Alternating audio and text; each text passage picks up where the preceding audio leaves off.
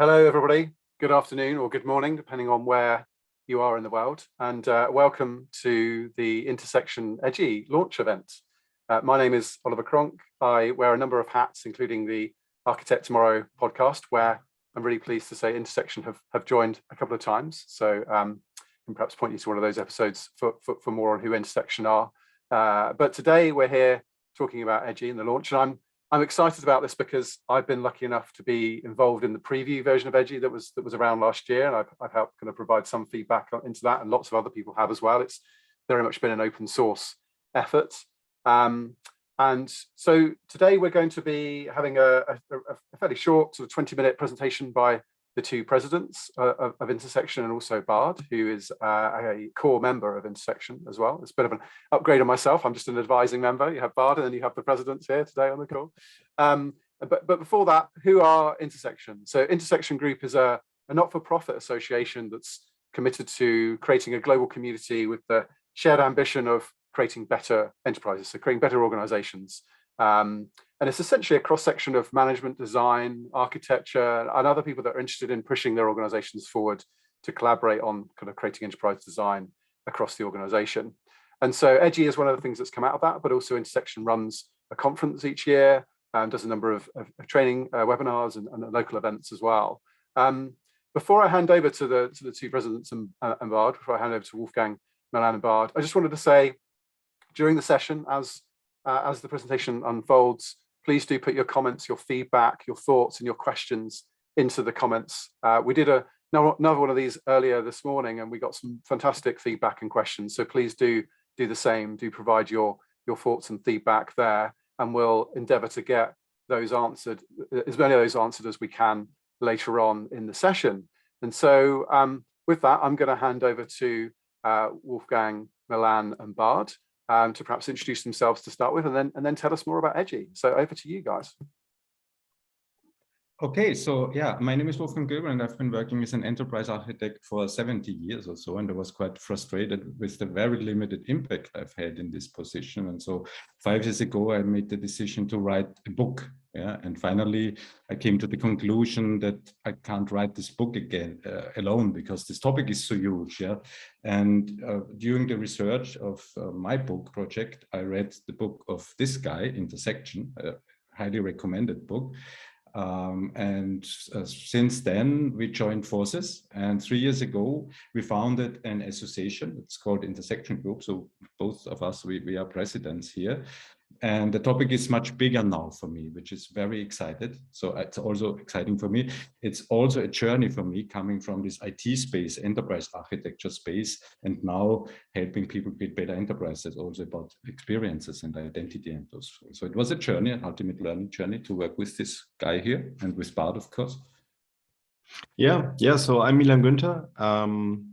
I wrote that first book that turned out to be quite fateful, because at the time I didn't know that so much would be flowing from the title, that even I didn't choose. It was the publisher, actually. It was Morgan Kaufman choosing suggesting. I still had a little bit of say in it, calling it Intersection. So I have a background in design, more experience design, product service design. And we will talk a little bit about some of the frustrations that I experienced as a designer, and why we think what we are presenting today is a remedy for that. So we are here in Paris, where I am based, Wolfgang, and the association is usually in Vienna, in Austria. Yeah, with that, over to the Netherlands. Hi, so my name's Bart Papagai. I am indeed Dutch, but I'm also Australian. I have accidentally rolled into IT. I was originally a linguist, and when I started my IT career, I thought that technology would solve a lot of our problems. And instead, I found that it was creating as many problems as it was solving. I did a bit more study on that and discovered that human beings were far more problematic than the technologies that we were rolling out. And so the rest of my career has been about sort of making peace between humans and technology, but closing the gap between business and IT, closing the gap basically between all kinds of people. Enterprise architecture was part of that journey. I thought that it would solve that problem and close that gap, and it failed to do so, and I wondered why. So I kept looking, and at some point, after a lot of adventures, including 10 years with Gartner, where I spoke to hundreds of companies and thousands of people, I still believe that it's people that we need to solve. And that's when I ran into Milan and Wolfgang, who were doing very interesting things on that intersection between, amongst other things, technology and people. So since then, I've been there, that annoying voice of conscience in their ear, trying to keep them honest. Now I think they are honest, but helping them with the writing, co-authoring the pattern book, for instance, but also just doing the hard thinking with them, trying to progress this idea of there is a way for us to work together. And I think we've come a long way, and I'm really proud to be part of this team at the moment.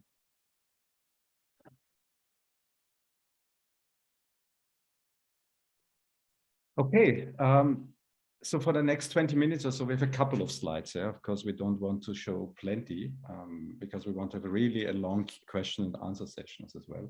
So maybe let's start with what is an enterprise? Yeah, because what we're talking about with EDGY is about enterprise design. So maybe it's a good start to understand what people mean, or what we mean as what is an enterprise. Typically, when you talk to people, some people think an enterprise is the same as a huge corporation, like this huge bank on the top left. But of course, enterprises come across in various forms, in various legal forms in that case. So it can be a football club, an association maybe, or intersection group. We're also a not-for-profit association. And those enterprises can have various purposes, like Greenpeace, of course. They have a not-for-profit association for the environment and so on. And there are governmental organizations and startups and so on. But it's not really only about the legal aspect of what is an enterprise. We define it, an enterprise is an endeavor of people with a shared ambition. And if we take some time and digest this definition, it's a very humanistic, people-centered view. It's not only about making money. And making money is a good thing. Of course, we need making money, but it's much more about bringing together people and helping them realize ambitions they could not realize alone. So enterprises are there to connect companies with partners, maybe. So think of a network of partners. And all of these people should work in a direction of a shared purpose. So that's shared ambition. That's how we define enterprises. And that moves a step beyond this prevalent legal and financial point of view on enterprises towards a more humanistic and people-centered view. Yeah, and so enterprises are quite good at doing things at scale. So I think that's why we need them, and that's why they play such a role. Like, many people ask, okay, why are you two so interested in designing these things, these enterprises? And the reason why some people fell, I would say, out of love with that idea is that some enterprises, if you look at them and you judge them by what they are doing, maybe it's not the greatest thing. And maybe, there are many different reasons for that, but you can look at any enterprise and you can ask yourself, judging from the outcomes that this enterprise creates, is this actually a well-designed enterprise? Is it useful? Does it make sense what they are doing? And so here's an example of an enterprise where this is clearly not the case, just to make the point, right? So somehow an enterprise managed to produce this pile of bikes. And it's allegedly in China. It's like all of these e-bikes, and we don't know exactly why, but we can speculate. We can say, maybe the product quality wasn't good. Maybe they are all broken. Maybe they are not made out of recycling material, so we cannot actually do anything with them anymore. So we have to just throw them away. Why did that happen? Well, maybe wrong decisions, or maybe not the right organization structure to take the decision, or maybe a planning issue. maybe some people misunderstood each other, or maybe they didn't really look into the context where these things were going to be used. So here you have some bikes in a city and they are causing problems for some citizens to go around. Did they actually think about that when flooding cities with these bikes? Was it maybe a marketing decision or a brand decision? Maybe, you know, you see there are different colored bikes here, so maybe it's also a stiff competition, so they wanted more bikes and the others also, and so in the end there were too many, and they were blocking the sidewalk. And did they actually learn about this context, about the users and about what they need? And then it might also be a problem of the supply chain, of the logistic, of the operations, or maybe even the collaboration between several enterprises. Maybe the people that are carrying about these bikes here in the city or around some country, maybe they are not even part of the same legal entity. Maybe it's outsourced, but it's part of that enterprise design issue that we're talking about here. Or maybe is it actually a different problem altogether? The question is like, why do they actually make these bikes? What's the purpose behind this product? And you might speculate that actually what they do, or what their goal is not provide a good means of transportation for you to go from A to B, but to actually collect your movement data and sell that data to someone else. And so over that goal, maybe they forgot about well, the ergonomics or the planning, or the well organization, or the product design, or the quality.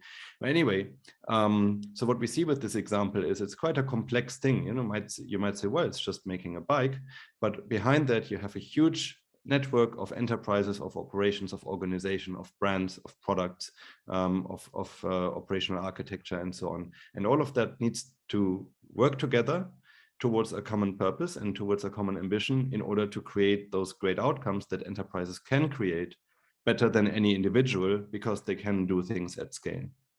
So how do we create enterprises that you can look at and you can say, well, obviously this is a well-designed enterprise and it creates great outcomes for people? So how come, I mean, the question is, how come that even after centuries or millenniums of enterprises, I mean, they've been around forever, people are pursuing a purpose and going on a journey and running companies of any kinds.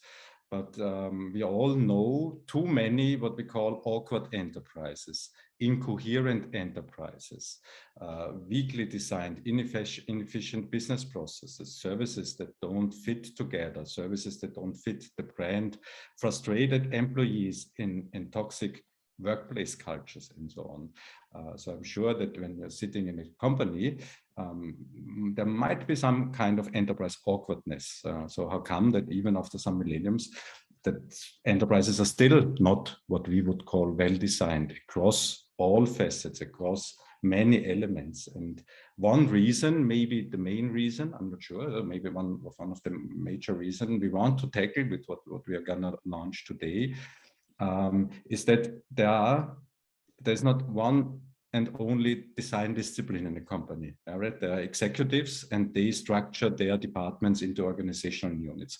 And there are service or product designers or user experience designers, designing the interfaces, the products, the services, the experiences to the clients. And then you have the IT department, maybe architects, enterprise architects, business architects, IT architects of many kinds.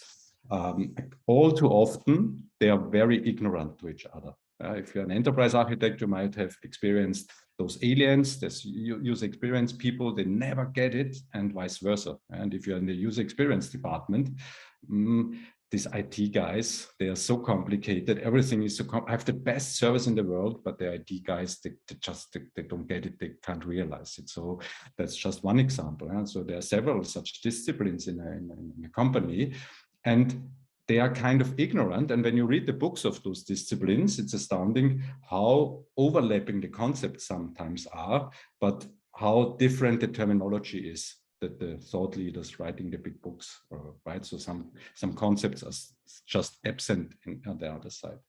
So what we see are ignorant disciplines and disciplines not speaking the same language.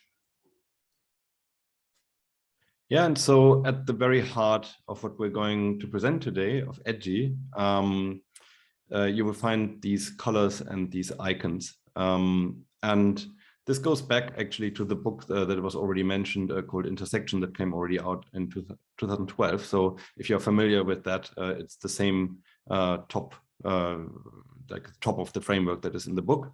That is a kind of a successor model that we are using at the heart of everything that we present now.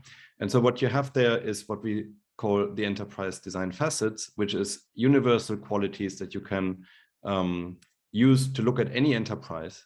Any enterprise has what is the green one, what's called the identity of the enterprise, who they are, what the vision is, what the ambition is, what the purpose is, where they are going, the culture, and so on.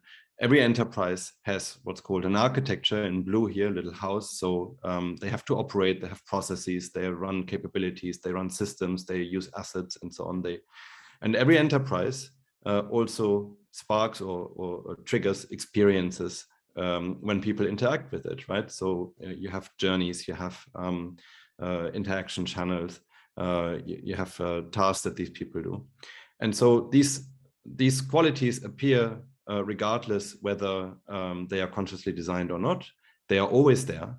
And you can always use them to look at the enterprise. And they are also represented by those different disciplines that Wolfgang mentioned. So you have the architects, you have the experience designers, you have the strategic consultants, you have the culture change, organization, design and development, and so on. And so all of them look at the enterprise with their lens, with their kind of filter, seeing certain things and ignoring others. And often this is also like mirroring the silos, right? So you have marketing department, IT department, HR department, R&D department. And so they all say, well, what we do is actually the most important thing for the enterprise. But then maybe it isn't, or maybe what is actually in the end stifling their success is something that happens in the other facet, like from the other, that what the other people decide or what the other people do. But in the end, this is all the same enterprise, right? So all of this has to actually work together in order to work, in order to produce those good outcomes that we talked about before. And so the model that is at the heart of EDGY looks like this. So we have, the identity, and so what's our ambition? What's our purpose? Where do we want to go? What's our culture, and why are we here? And we have our architecture. And in between, we have the organization, right? So we have to organize ourselves in some way. We have to collaborate. We have to find roles and responsibilities and teams in order to translate that ambition that we talk about here and that we think and dream of into something that actually works, in order to produce and deliver products here in the very rich sense, basically something that we are making and offering that then appears in our customers and maybe also other people's reality and experiences, which ideally, if we manage to deliver great products and services to these people, will reflect on our brand, which is this one, the orange one, which is basically the reflection of our identity in reality, in people's reality. And so we think that any enterprise works better if these facets are consciously designed, if the linkages and interdependencies and their interplay are actually explored, understood, and if they are designed as as part of one coherent whole, rather than in isolation and in ignorance of each other. But how do we actually do that, Bart? Well, you wouldn't be surprised if I say that there is a human element to this, would you? So we have to remember that designing an enterprise is not just a rational cognitive process where you think things through and then put them together.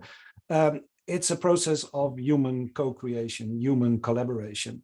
Lots of different people have to come together, understand each other, agree with each other, and then decide to work together, which means there is discussion, there is influence, persuasion, there may be conflicts, there may be competing interests. And as an enterprise designer, you cannot just tell them, this is the picture, now go and make it happen. You have to take people on a journey. So facilitation skills are important, creating negotiation spaces where people feel safe to, to actually open up about their conflicts and find ways forward, even if they're not always in agreement with each other. And so enterprise design requires the ability to listen, to understand, and to facilitate. And of course, you need the creativity and the persistence to grow beautiful things in your garden. And they have to come from all sorts of different sources. So you're never, ever a single person creating or designing an enterprise. You're always part of a collaboration network where you hope that beautiful things will grow. If you're a gardener, you would know this. You can plant whatever you like, but Mother Nature will decide what grows. And it's the same with the enterprise. So you're an influencer or a facilitator. That's what you need to do. You need tools too. You need to know where to dig and what earth to put on there. So it's more a gardener job actually than a designer job in many ways. Language is really important here. So if we go to this slide, I think, Oliver, you made this picture, I believe, in the British Museum. Well, this is not the British Museum, actually. I can see the background, but... well, this is the replica. I could get a better picture of this one. Than the I was afraid you stole it, but this is the Rosetta Stone. And why is the Rosetta Stone important? Well, this was discovered in a time when people couldn't read hieroglyphics. So the hieroglyphs were everywhere, but nobody knew how to read them. And then they discovered this stone, which is essentially 3 times the same message written in 3 languages. And that was important because that gave people a reference point. One of the languages was a commonly known one, which was Greek. The other one was Demotic, which was a sort of a writing style for the common Egyptian. And the other one, the hieroglyphic one, was mostly used by priests. Interestingly enough, once you have one language you understand and you have the same message in other languages, you can start deciphering the other languages. It brings groups together. What makes the Rosetta Stone a great example for us in the intersection group is that it has 3 target audiences. So the top one, the hieroglyphics, were meant for the priests. They wouldn't read anything that wasn't written in proper hieroglyphs because it was a sacred language. The middle layer was for the common people, the people that, on the streets that needed to understand what was being said. And the top layer was actually for the aristocrats that wouldn't speak normal Egyptian. They would only speak, the official Greek language. Does sound familiar a little bit in businesses, right? Where you have the priestly class of engineers, the common employee, those are the people in the operations level, and you have the elite, which is usually the management and executive layer. They need to have the same message in different languages to get through to them. So we need a Rosetta Stone. And you all know what this Rosetta Stone might be. So we are publishing EDGY, and you all can go to your mobile phone or to your web browser and go to enterprise.design. That's where EDGY lives and the whole specification of the tool. What is EDGY? EDGY is our set of tools that help people create better enterprises. And over time, we will publish more and more tools, but the foundation is this shared language with the 3 facets. So EDGY consists of a set of tools that are connected by this shared language.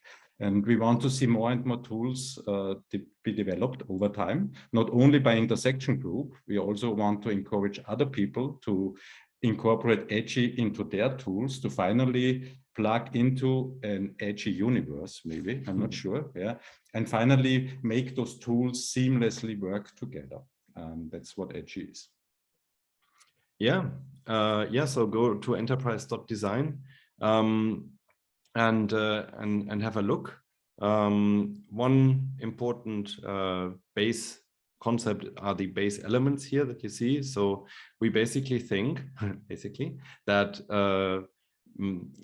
other languages, disciplines, concepts, canvases, and methods, approaches, tools, and so on, all of course have a point and are great, but sometimes are overcomplicating certain things and do not necessarily help while maybe being very good at a specialist task, do not necessarily help with this requirement of making different languages, different disciplines, different backgrounds, and different ways to think talk to each other and understand each other.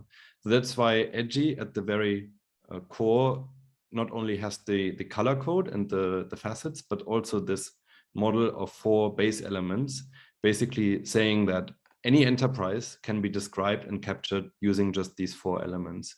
So as we said before, it's for us mostly an ambitious endeavor of people. So people are in the center. What are these people doing? They are trying to achieve certain outcomes.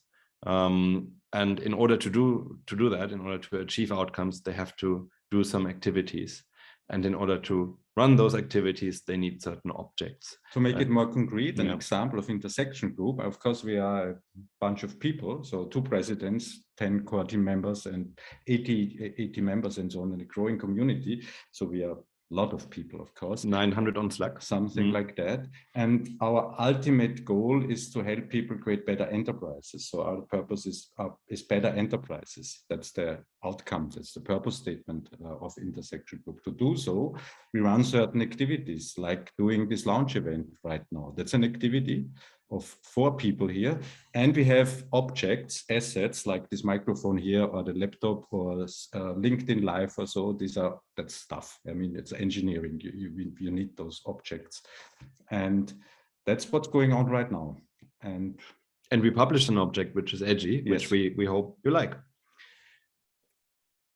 Yeah, and then we can take those elements and cross them with those facets that we talked about before, and we can say, okay, what does it actually mean?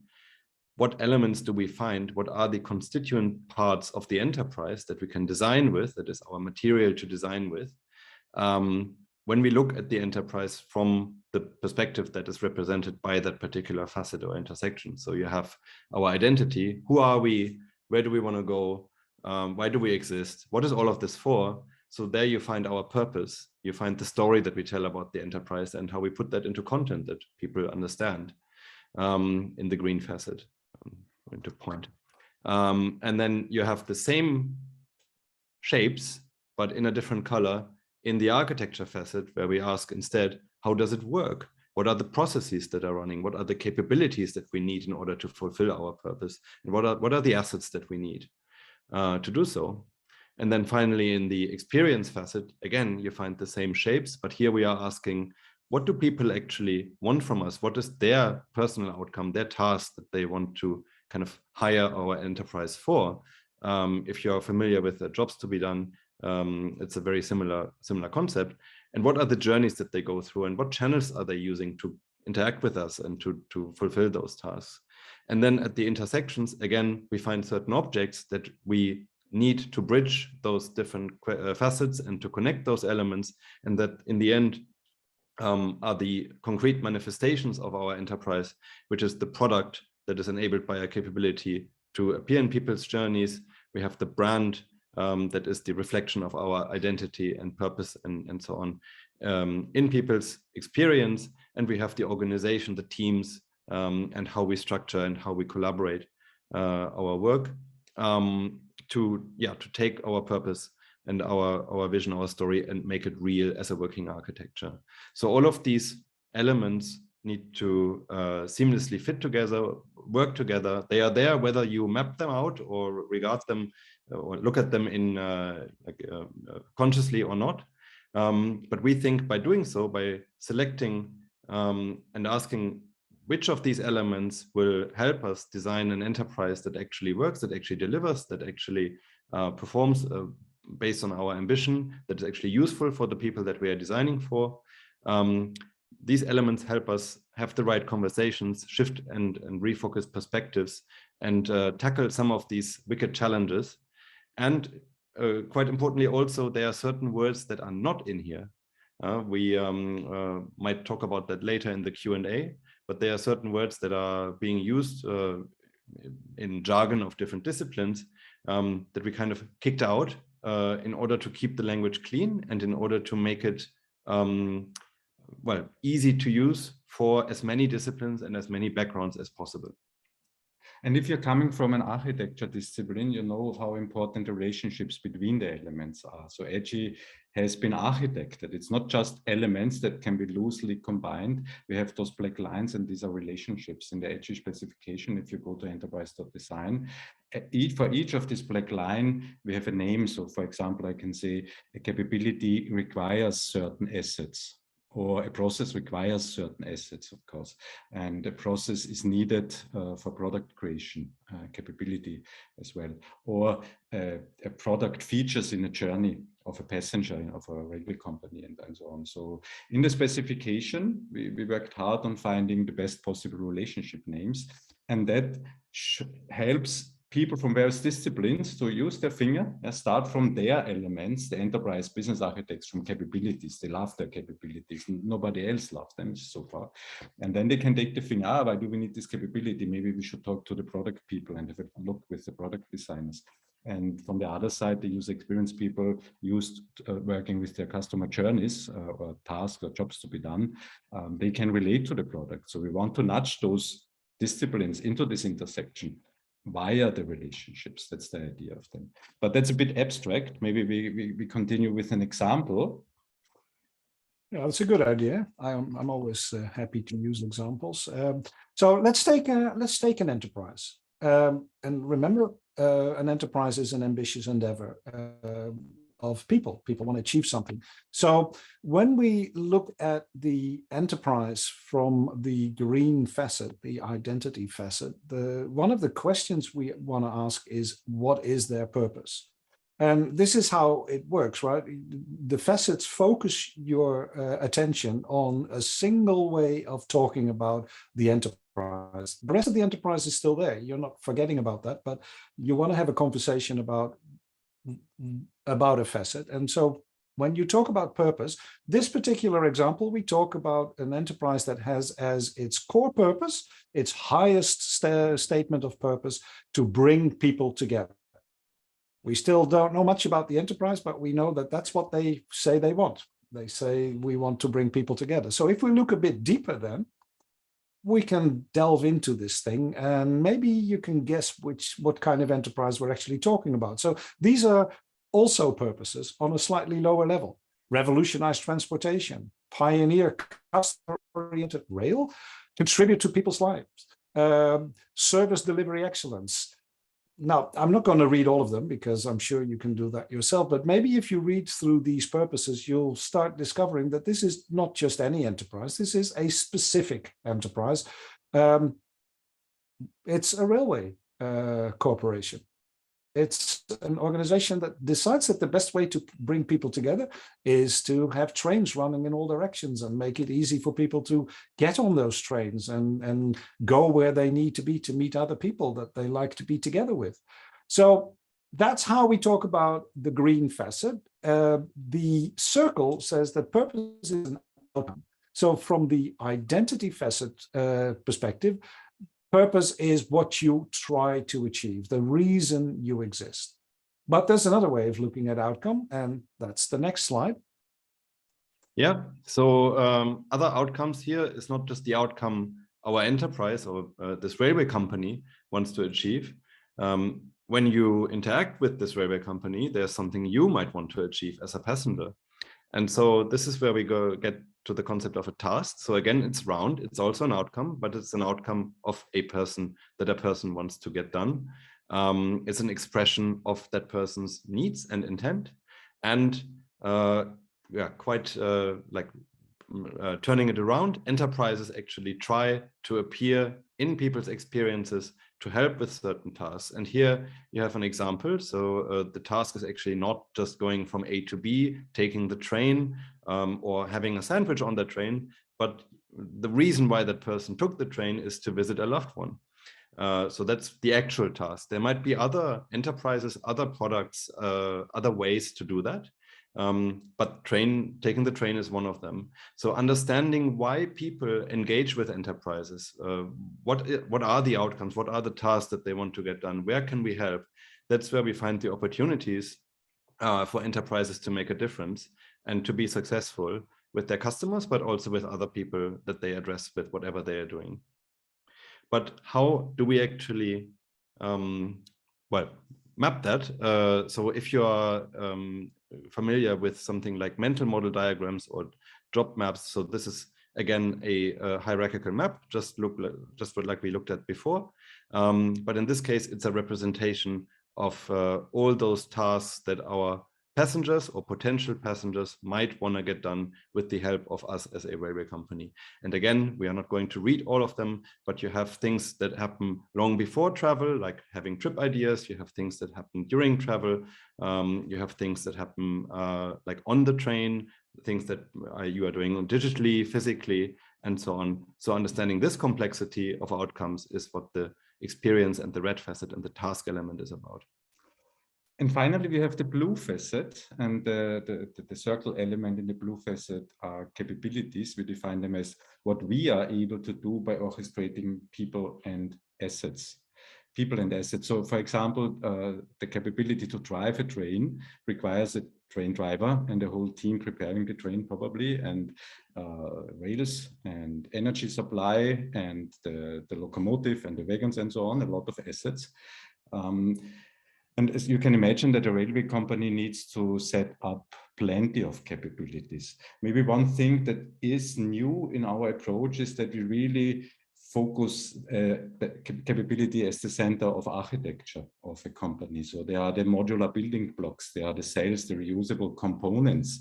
So we move away from this modularization concept of assets in the IT space, very prevalent, and say, okay, people should start designing organizational structure in a modular way together with assets. We no longer should have this business IT gap. We should have a really seamless co-design of how do we structure people into teams and which assets do they need. It's a fundamental shift because currently organizations and IT is done somewhere else. With this capability concept, we want to change that as well. And you can imagine that intersection railways needs plenty of capabilities. So that's just an example. So from train scheduling, energy management, and so on. So these are the fundamental building blocks in the operations. So what you've learned so far are three isolated facets. So we've been talking about the green, the purposes, the tasks, yeah, and the capabilities. So that means purposes, what it is, what we as an enterprise want to achieve. That's where what we pursue. And the red facets, the task is what our customers or the passengers pursues. And the third one is how can we make it work? So that was quite isolated so far, but the power of EDGY is to build diagrams, maps. Yeah, and to connect these elements. And again, all of these are outcomes, right? So we are outcomes that we are pursuing, like people bringing together. We have outcomes we are pursuing, like we want to visit a loved one.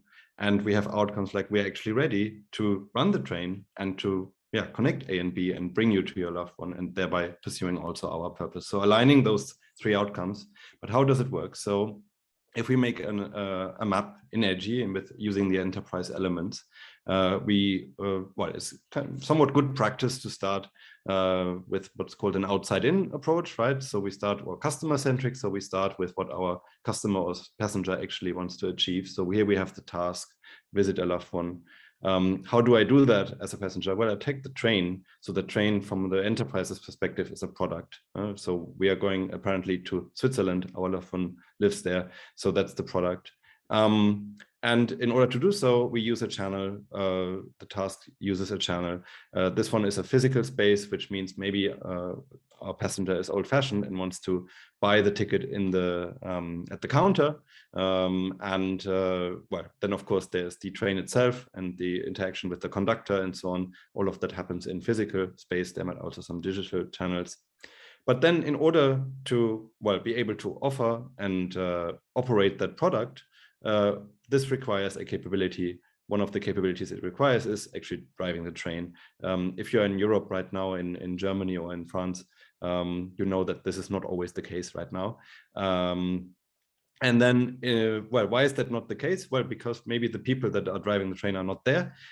So that's also a link. So the team of the train drivers has to actually has that capability and might do that if they are so inclined.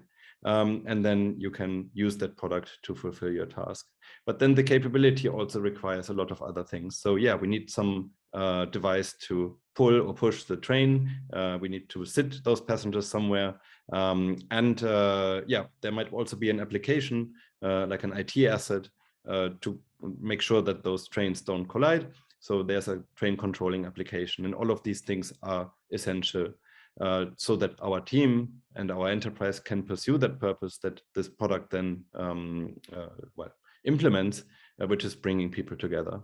And there you see how EDGY takes those different perspectives, breaks them down into elements, and then connects those elements to visualize the dynamics and the interdependencies.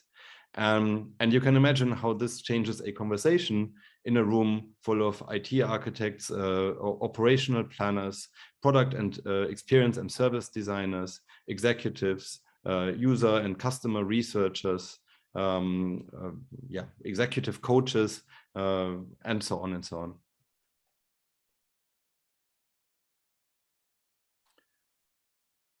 That's all we have to show. Questions so far? So I guess the first question, and it's come up quite a bit, not only on the comments just now, but the one we had this morning as well, is support, tooling support for EDGY. So there's been some specific tools mentioned like Miro board and BMC and other things like that. But what is currently sort of supported in terms of tooling for EDGY, and what do you know is coming? Yeah, so so there are so basically, you know, what we are working on is the language, and the language, well, is documented on the web. It's available for download as a PDF. And so we invite everyone who can think of any tool they want to use to actually make that happen, right? So you can download the stencils and so on. But so far, what we have is, well, you can download the documentation, obviously, but then there are stencils here for diagramming software, diagrams.net. You can also use that in a Confluence environment. There's the more, I would say, basic need of PowerPoint and Google Slides. There are SVGs that you can import into graphic design tools. And we also have a first partner of Intersection Group QualiWare supporting this in an enterprise architecture tool. We just got word that the Miro version for collaborative whiteboarding is also on the way, will be added here within the next hours or days. So these are tools that you can all use to make EDGY enterprise elements, to arrange them into maps and to map and model parts of your enterprise, depending on like what kind of environment you are in and what your priorities are and what tools you and your environment are actually used to. Yeah, and with QualiWare, we have the first enterprise architecture tool, and it's big in the Gartner quadrant. We're super happy to have QualiWare as a partner, as the first one. And there's some rumors that other vendors are already working also on an EDGY integration. So we are confident that we will see more and more integrations and tools supporting it. And we will publish over time, so it can be that in next month or so there will be more and more tools on edgy.tools. So whenever you need a tool, just go to edgy.tools, and then you will see what's there. Brilliant. Question from Kevin. Maybe this is intentionally outside of the scope of EDGY, but I don't see any representation of factors external to the enterprise. For example, markets, trends, competitors, drivers, or challenges. So is that intentionally outside the scope, or is that actually in the scope of EDGY? It is in scope. Today we've been talking only about enterprises. So the question is, where's the boundary of the enterprise? In theory, it could be the universe, right? So, but that's too big to be designed. Maybe God could have done that, but we are not able to do that. So we say, okay, that there's an enterprise. You must define somewhere the boundaries. So what are the constraints? There's always there should always be a boundary. And then we have the concept of the ecosystem, and we are fully aware that these connections to the ecosystems are very important. There's always a supplier or the supplier's supplier, and so on. It's just a matter of how far you model with EDGY. So we do have the concepts, right? And what's going on in the ecosystem for us we model them as activities, special kind of activities we call events. So that's a very common concept, something that is going on somewhere in the ecosystem that might have or has an actual impact on ourselves. So we have the concept of ecosystem, and I think we have all the concept he mentioned or she mentioned. Yeah, I mean, and I might just want to add, so it's the moment that your enterprise actually addresses any of these things, right? So for example, an outcome that you observe in a market that you are active in, like a big regulatory change or some big development, the moment you actually react to that, you might have people with different needs or different tasks that you, or maybe new people that you want to serve, or you might need different capabilities, or you might want to shift your purpose. So like the border is a bit, well, I would say fluffy of the enterprise already. So all these people you can define as part of your enterprise or not. You have examples of platform business, for example, if they would exclude the people that, you know, if you are a ride sharing app and you exclude the drivers, then there's not much of your enterprise left, right? So yeah, we would never actually like restrict that to just the legal entity. And then, yeah, but then as soon as you actually redesign the enterprise to respond to these kind of developments, that's where EDGY helps you formulate a response and get to a future state. Brilliant, thank you. A couple of points and a question here from Kevin Brennan. For what it's worth, my experience is that executives tend to focus on the things you have here in the intersections, organization, product, and brand, and see the things you have as primary, falling out of those. But then following on from that, he says, where does strategy come into this? Is this the place where all three intersect? That's a good question. I think I turned my video off accidentally. Strategy is about the choices you make. So in the conversations, you talk about the possibilities. In the strategy conversations, you then narrow it down to, out of all these possibilities, what are we actually going to do? Those choices we can document in EDGY, but EDGY will not give you a formula to make those choices for you. So we give you the language to discuss the possibilities. You still will have to make your choices. What EDGY can do, of course, is help you with making those choices by showing you which ones are actually doable. It's also part of strategy. It's no point making choices where it results in an unviable situation. And you link it back to purpose. So every choice should show you, is it serving our purpose? And link it back to your customers and actually something our customers want. So that's how you play this game. Strategy is in the choices. It's the short answer. And I could have left dedicated element. So you mentioned it, purpose.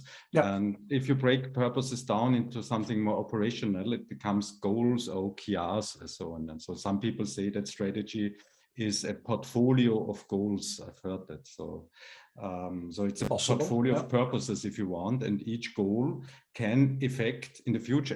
A goal is a future state of EDGY elements. So I have the goal to have better processes, for example, to have some KPIs to improve my production processes and so on. So we believe that each goal, which is an outcome in a green facet, can be related to a future state EDGY element. I would also add that there is maybe a paradigm shift here that might not be entirely obvious, because we have seen a lot of models and approaches where you have basically, well, the strategy kind of falls from the sky, and then you have a business model that you design like to make that happen, and then you have an operating model and so on. And I think we kind of turn that around, and instead we are inviting everyone to listen and look very carefully. What do people really want these days? Like, what is their reality? What's their experience? What do our people really want? Like, what's our purpose? What's our ambition? What can we really do well today? What could we do well tomorrow? And with that insight into ourselves, into our environment, and into all these peoples and the outcomes that they are pursuing, it will be much easier to formulate a strategy. And we are not waiting for anyone in a boardroom to, raindrop a strategy on us that we could then implement. And I think that's just also a different way to deal with that. It's a paradigm shift from top down, top-level executives together with some expensive external consultancy, and then the strategy and the mission statement falls from the sky, and the people working on the ground are frustrated and don't know how to implement it. It is the other way around. We think that strategy and goal portfolios, KPIs, should be co-designed as well. They're subject of design. They are not an input to design. They're part of a collaborative, cohesive co-design process. Excellent. There's been various questions about sort of meta models, which we sort of started to touch on. Someone was asking, and I actually think it's quite a compliment around the Zachman framework and alignment with the Zachman framework. I think out of all the existing sort of attempts that sort of start trying to define the enterprise, the Zachman framework is quite clean, simple, but I guess it stops at a certain point, doesn't it? So there's a bunch of questions here, and Alex has the question around what is the absolute necessity in creating another language or meta model that others don't provide. And I think you've talked about some of this, but perhaps for those that are doubting the need for another way of defining enterprises, you know, what is EDGY's sort of new, unique kind of approach to this problem? Who wants to answer? I think Milan laid the seeds, and then we worked on that. I think the groundbreaking idea is that you need to look at things from many different perspectives before you know what's going on, and that all the disciplines we looked at had limited perspectives and tried to push their perspective onto the rest of the enterprise. I think Milan's first thesis was really, no, you got to keep those perspectives intact and look at it from these different sides without confusing the conversation. So point one of EDGY is we keep those facets separate as a focal point for conversations. And then, of course, there comes a point where you do need to bring them together. And that's where the beauty of the symbols and the colors really begins to play, is then you can show that what you've seen from your single perspective links beautifully to another person's also singular perspective. And now we can talk together. Now, most languages that we've studied, pretty much all languages that we've studied, skip steps there, right? Either they try to describe everything from a single perspective, which gets confusing really quickly, or they simply drill down from the top straight to the bottom, with just ignoring everything else. And that leads to fractured and incomplete implementations of what should be the total of the enterprise. So I can't remember the beautiful sentence we came up with the other day. Milan, do you remember that full sentence? It's time to design the becoming away from the fractured being. Now, for me, the linking is what you mentioned right now. It's the linking is the key word here. Yeah. When we compare it to existing languages, and especially the enterprise architects are quite keen on meta modeling and languages and so on, then they are very specialist and domain specific, quite often driven from an IT mindset. And in Archimate, for example, you can model everything down to the server and the networking and so on. It's not general purpose, that's more specific, and these languages are here to stay. With EDGY, what we want to be is the link or the glue. I like this idea to be a glue language where people I've heard some rumors that the Archimate people are already working on an EDGY mapping. So we want to be the connection between various languages, making it simple and helping it to translate to the alien people, so user experience people, for example.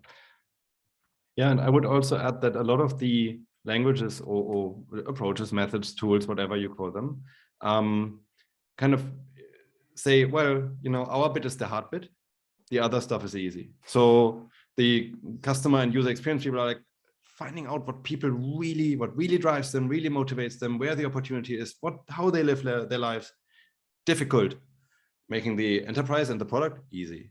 Then you have the people who say, no, enterprise, really difficult. We have to describe the processes and the complexity and the assets and so on. Strategy, easy. It comes from the top. Why would you? Then there are people saying like, oh, no, strategy is actually the market, the development, the, you know, all these tough decisions. But then those strategy discussions are often disconnected from both of the questions before. So the people making the strategy don't know what's actually going on right now in the enterprise, and they also don't know what's going on in people's lives. So making lists of things more or less exhaustive lists of things or canvases or lists of elements. We wanted to do the opposite. Few elements, actually 4 elements, or expanded into 12. And looking at the interrelationships between these elements rather than saying, yeah, no, we list and map each of them individually and that's it. And I really like the conversation we got into earlier this morning around using simple language, right? Yeah. Because Roger actually comments, how do we get around the problem that vendors and consulting firms want to control their semantics to look special, innovative, and have better sort of marketing, and it ends up with inconsistent meanings and so on. And I like the conversation we had earlier today about actually, by boiling this down to simple terminology that everyone can understand, it prevents people from perhaps reinventing the wheel and keeps things simple and connected, right? Yeah. I saw someone ask, is it more Rosetta Stone or Esperanto? Having actually been an almost native speaker of Esperanto once, as if I was born there, I would say it's more a Rosetta Stone than Esperanto. You know, keeping it simple means that it's not a full language for specialists. Specialists have to keep their own language. It's the linkage between those specialist languages that we provide. So it's a simple language, but it's not meant to be complete. It's also not meant to be completely precise, because then you overshoot, you know, you make it too complicated. And why is it a Rosetta Stone? Because you can frame different messages for different target audiences in a way that they can understand, like the Rosetta Stone did. One for the priests, one for the common people, and one for the elite. We can probably frame our message. Well, I have my ideas, but we'll not go there. But with EDGY, you could probably frame more targeted messages for more targeted audiences than you can with any overdeveloped specialist language. So I think we're getting close to the end of the session. So before we kind of wrap up, Wolfgang, I can see you've already got the slide about sort of learning more. So perhaps you can talk to folks about, yeah, how can they get to learn more or get more involved, find out more. Yeah, so unlike any of the languages on the Rosetta Stone, you can learn EDGY in 6 weeks, at least the language part. So yeah, there's the Intersection Academy coming up. The next one is starting on May 11th. It's in the time zone for Europe in the morning and Asia Pacific. There will be one later in the year for kind of this time slot in afternoon in Europe and morning in Americas. And yeah, so how does the training work? There's some theory, but we hope it's not boring. So I think we have beautiful slides with some theory. So you will dive deeper into the element, in the definitions, and we have lots of examples. And we do have lots of exercises too. So that's each week you get 5 videos of 60 or 80 minutes in total. That's the theory part, but colorful and fun, I promise. And then we have a Tuesday and a Thursday session with some exercises where you work. We do some exercises based on the railway example that we do together. So that's a complex industry. Railway business is complex. And then we have groups of people, 6, 7 small groups of people working on a fictional company called EDGY, which is in the education sector. So you will for sure create your EDGY maps and diagrams to help EDGY become a digital education company. So it's a lot of practice in this training. Yeah. And yeah, we also want to mention that Intersection Conference is back, the 9th Intersection Conference, because this conference series is a bit older than the association, the Intersection group. But we will go actually to the place where the association lives, mostly in the form of Wolfgang living there.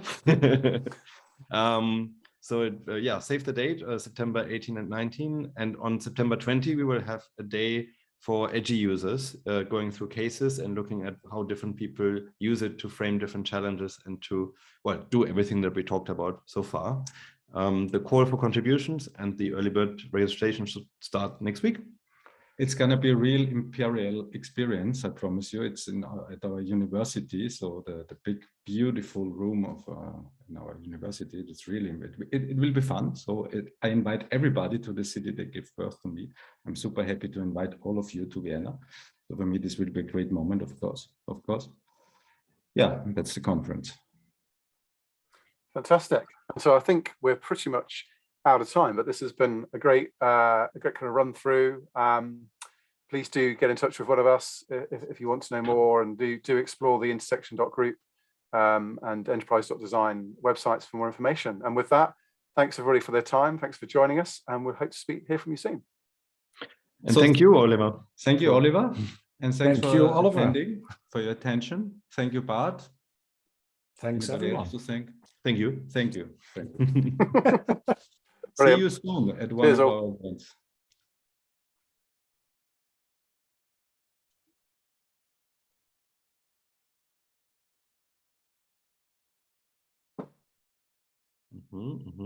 So this is recording. So Turn it off.